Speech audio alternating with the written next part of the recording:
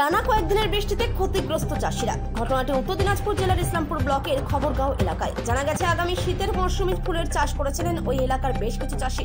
টানা কয়েকদিনের বৃষ্টিতে সেই ফসল নষ্ট হয়েছে, ফলে চিন্তিত চাষিরা। বিভিন্ন চারা গাছ তারা লাগিয়েছিল, যেমন গাঁদা ফুল, ডালিয়া, চন্দ্রমল্লিকা সহ বিভিন্ন ফুলের চাষ করেন তারা প্রতি বছরই। এবছরও সেরকম চাষ করেছিলেন তারা, তবে এবছর অকাল বৃষ্টিতে তাদের এই চারা গাছ নষ্ট হয়েছে। তারা বলছেন তারা প্রবল ক্ষতির মুখে পড়েছেন। সমস্যা পড়েছি কি যে ফুলগুলা সব নষ্ট হয়েছে বৃষ্টিতে, 3 দিনকার বৃষ্টিতে। হ্যাঁ, সব জলে ডুবে গেছে। কি কি চাষ করেছেন? ফুলের চাষ। ফুলের চাষ, আচ্ছা। তো নষ্ট মানে ফুলের চারা হয়ে গেছে? নষ্ট হয়েছে। আচ্ছা।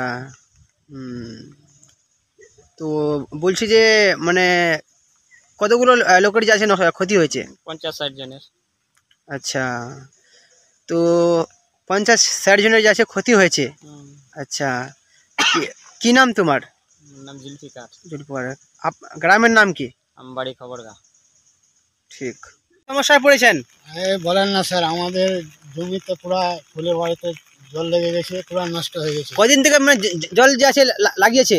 লাগিয়ে 2 দিন থেকে। 2 দিন থেকে? হ্যাঁ। তো আপনারা যে আছে সরকারের কাছে কি চেয়েছেন? সরকার যদি যা আমাদের কিছু মদত করে, সাহায্য করে আর কি। আচ্ছা, কত জনের মানে ক্ষতি হয়েছে? ওই 50-60 জনের। 50-60 জনের? হ্যাঁ। আচ্ছা, একজন ব্যক্তির কতগুলো আছে ফুলের চারা লাগাইছে? কমসে কম 10,000। কতগুলো মানে লাগাইছে? 50,000। 50,000, কেউ 10,000, তাই তো? আচ্ছা, মানে কত জনের মানে ফুল যে আছে নষ্ট হয়েছে? 50 জন। 50-60 জন? 60 জনের। 50-60 জন। আচ্ছা, তো সরকারের কাছে আপনারা আবেদন চেয়েছেন যে কিছু একটু সাহায্য করো? সাহায্য করা হয়। আচ্ছা, কি নাম তোমার? আমার নাম আসিরউদ্দিন।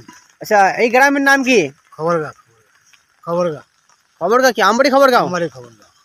ধন্যবাদ জানাই।